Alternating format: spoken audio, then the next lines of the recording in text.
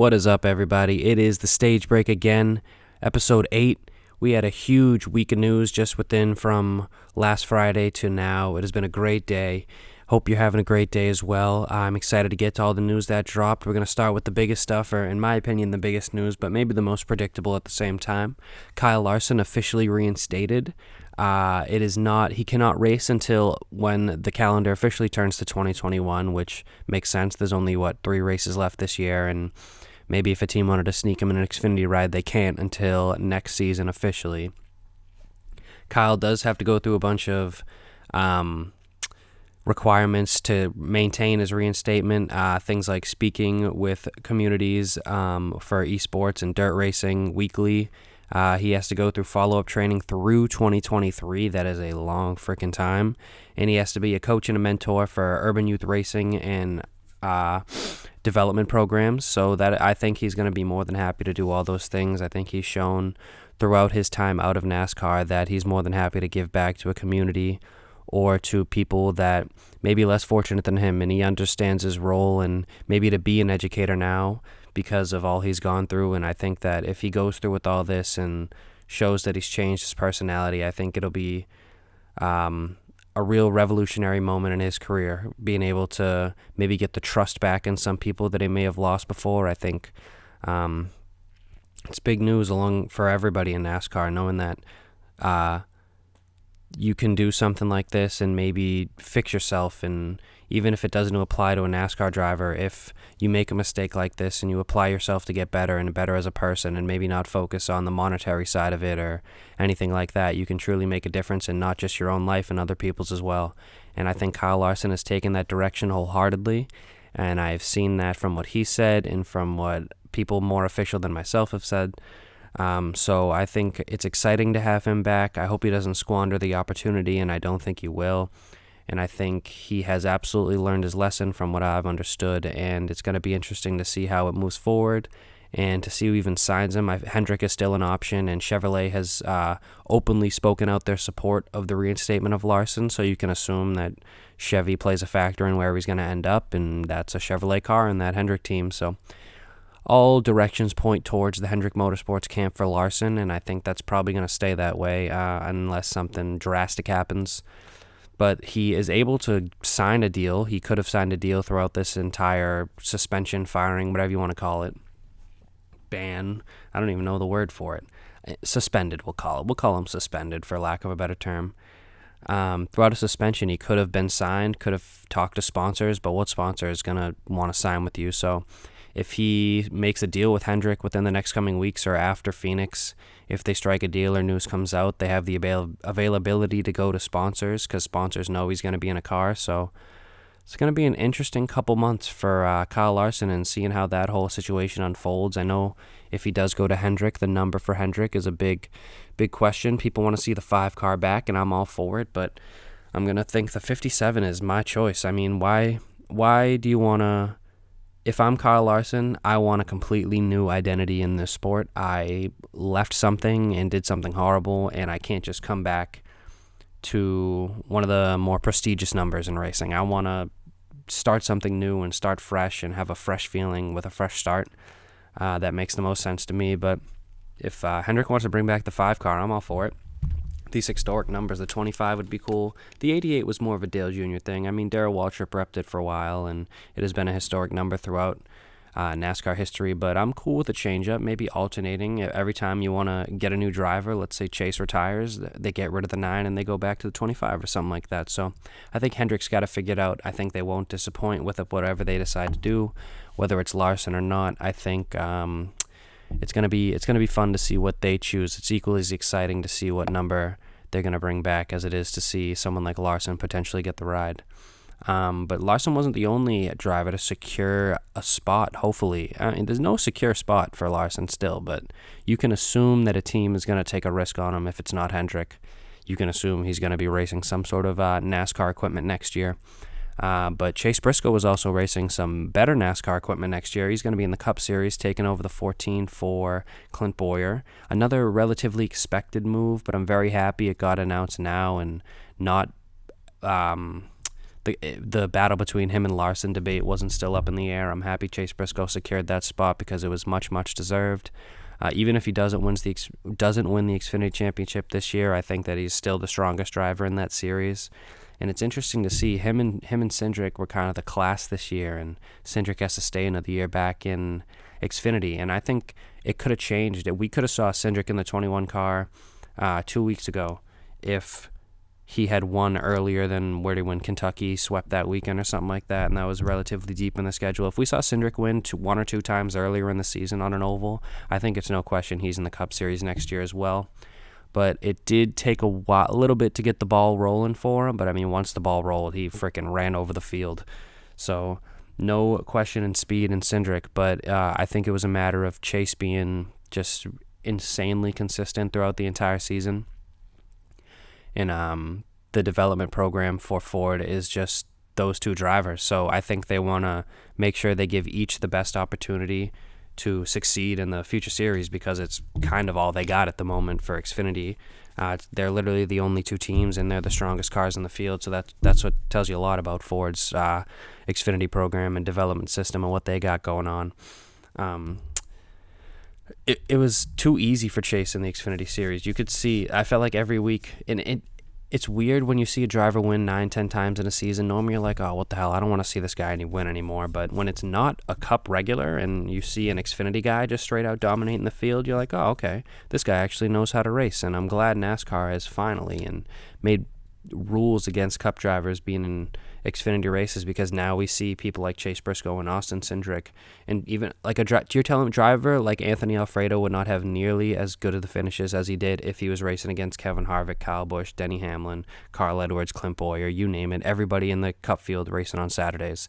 These drivers would not have nearly enough opportunities. We probably wouldn't see a driver like Justin Haley get re-signed for 2021 as early as he did,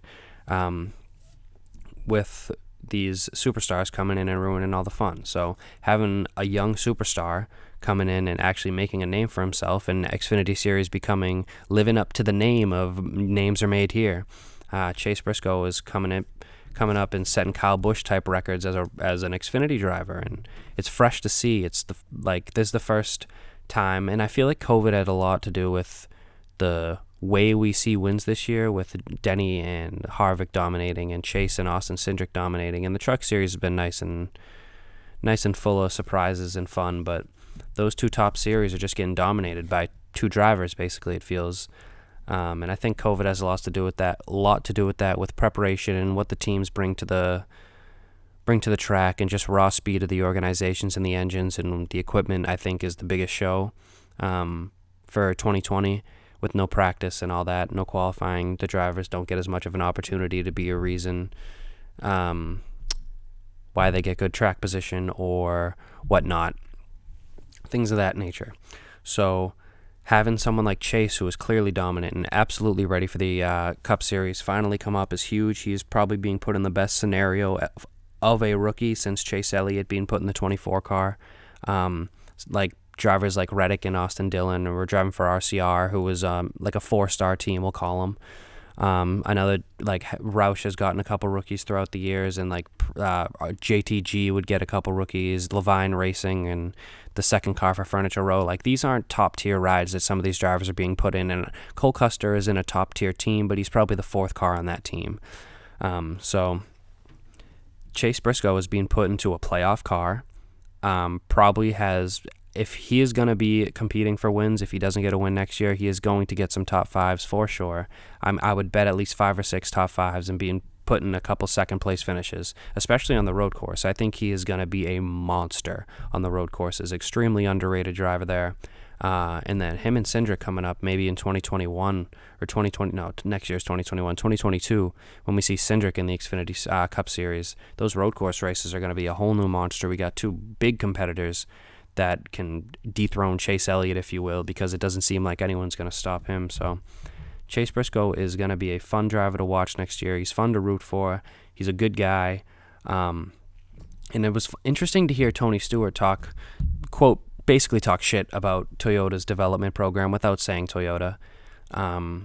saying how they sign drivers all the time and they're basically ruin drivers' careers every day by just signing them, and then they have nowhere to go, which is completely accurate. Daniel Suarez is literally the perfect to a T, exactly that scenario. I think Erik Jones was kind of pushed through the shit as well, and if Christopher Bell doesn't perform, who knows what's going to happen with him, because you got someone like Ty Gibbs coming up who's got the freaking last name of the owner, so you can assume some influence is going to be pushed there to get him into Cup Series when they feel he's ready.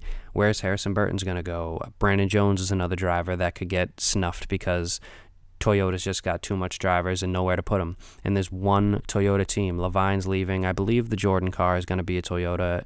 I could be lying right to your face, but that's what I understand. But that seat's already filled. If they went to a second car, you could fit someone like Brandon Jones, Harrison Burton in there. But, I mean, Toyota's just got too much shit to deal with. And you see a program like Ford, who has literally 2 drivers, and they're winning half the races in a season. So you tell me what works and what doesn't. And both of those 2 Ford drivers look like they're going to be studs in the Cup Series, while you look at Toyota's development program, and they could all be hit or misses. So it's unfortunate. I'm glad Chevy doesn't kind of push people through the rubble and force them into situations that they may or may not succeed and say, hey, you got 2 years to do some shit, when it takes 12 years for a driver to really reach their prime. So it's frustrating, but I think that for the drivers such as Suarez and Erik Jones, they're surviving. They're getting opportunities. They both got signed to a new team this year. So you hope success finds their way after kind of being pushed through the shit by a team that just clearly just uses them for their talent when they feel it's most necessary for them, it feels.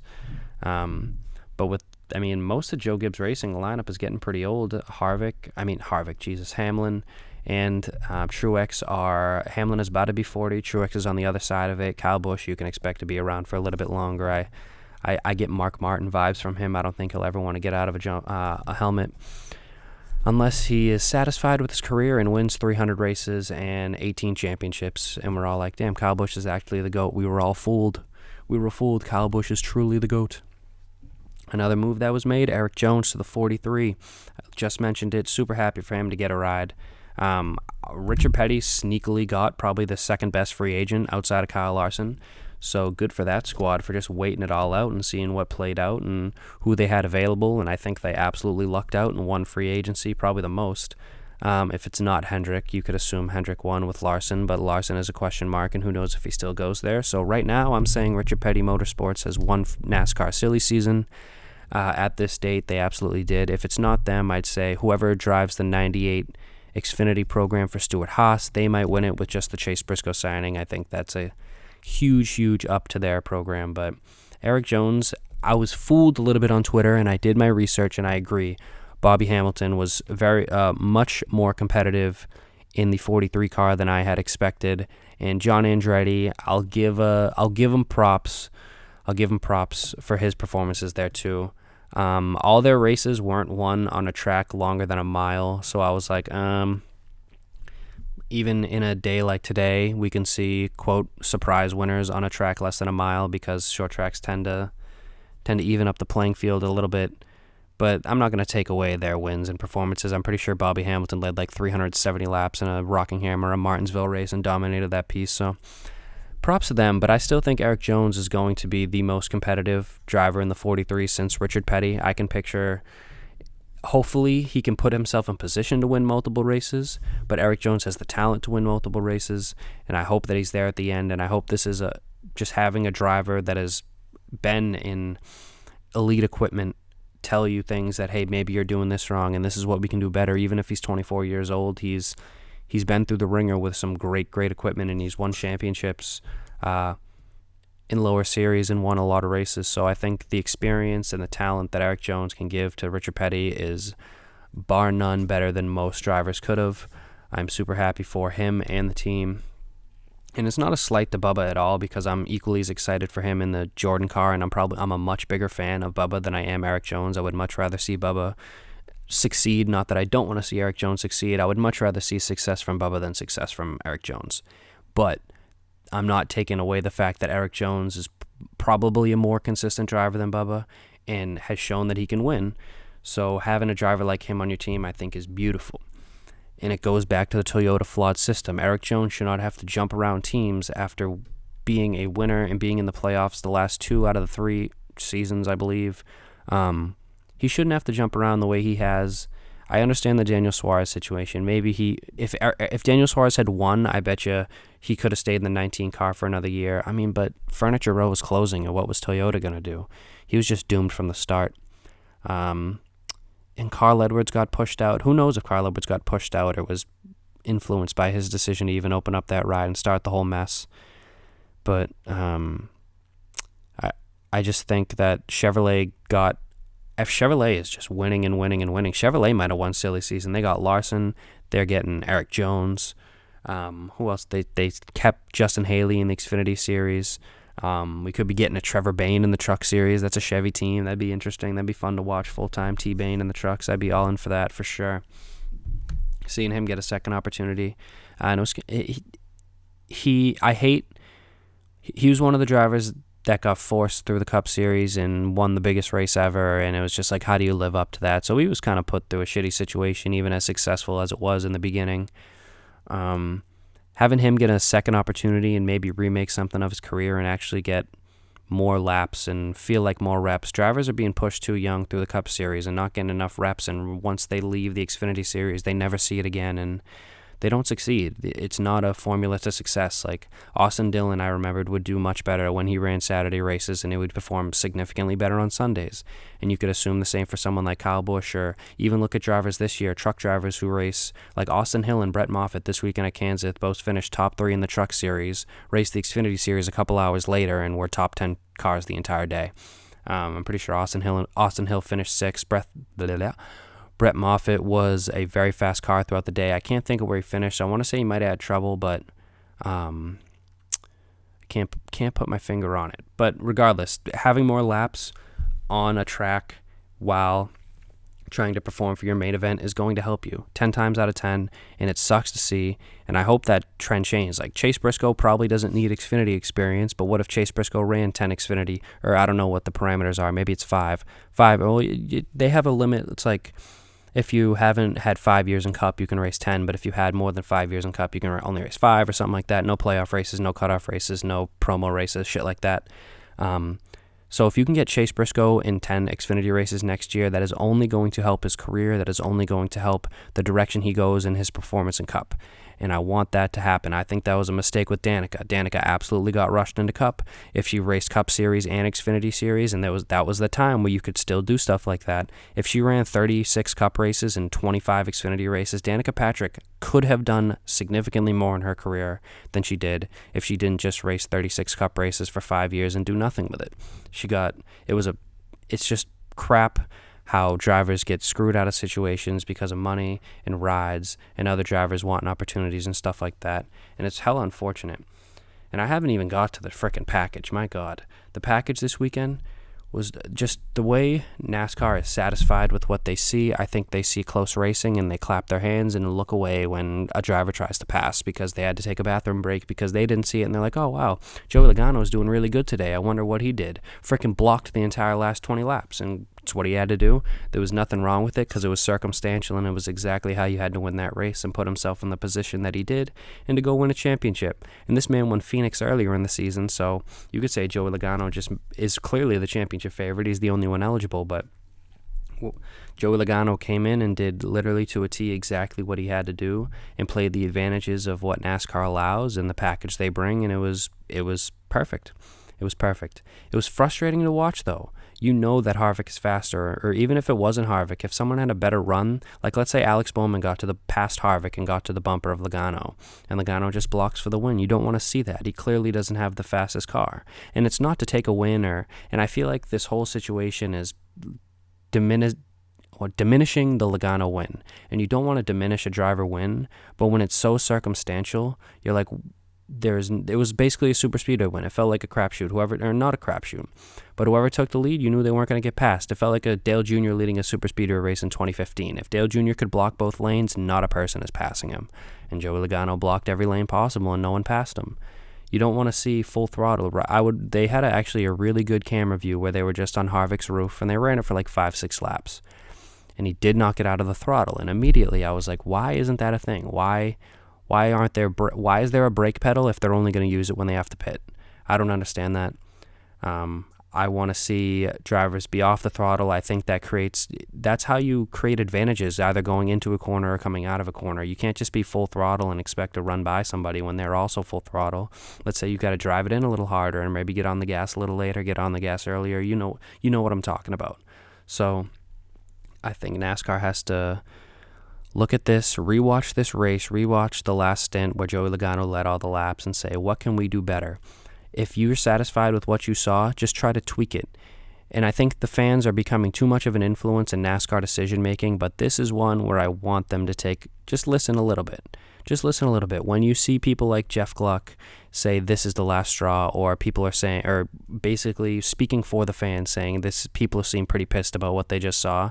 When you have people of high profile within your community saying things like that, you should listen to that and take that into account, not just an email that gets sent with things that you like or you don't like, and you just dismiss it if you say, hey, this is kind of a stupid idea, even if 20,000 people kind of liked it. We don't agree with it, so we're going to go in this direction. I mean, I'm not an aero genius. I know I'm not the most savvy when it comes to technology in NASCAR. I'm more of a stats guy and being just a fan and knowing drivers and what they can do. I'm not big into the equipment and the packages and all that, but it doesn't take an idiot to see that this isn't working. I know there are a lot of high horsepower races next season, which is nice, we're not going to get as much of what we saw on Sunday.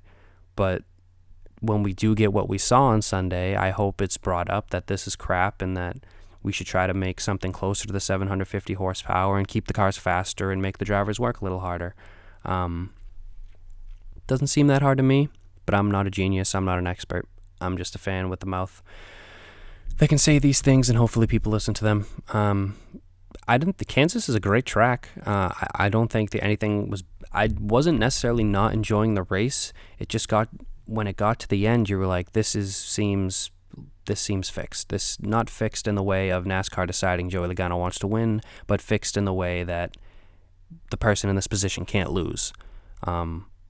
I mean, lap traffic was the most interesting part of it, and there was honestly a lot of it towards the end of the race. If Joey caught a lapped car at a bad time coming out of a corner, that could have gave an advantage.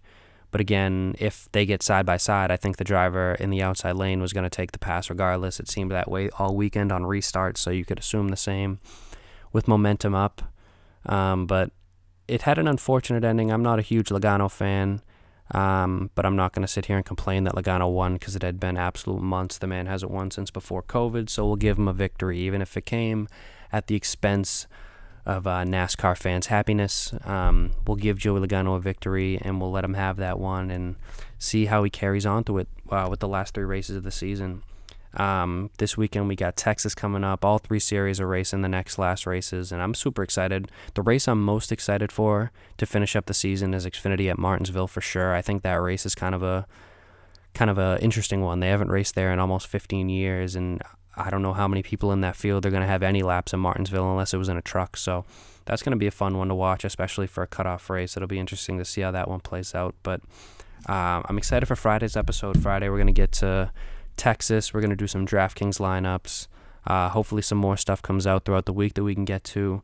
But this has been a fun episode of The Stage Break. A lot of shit came out. I was happy to get to it all. Make sure you follow Ben the NASCAR Guy on Twitter. Thank you for listening. If you did, I hope you had a great day. Peace out.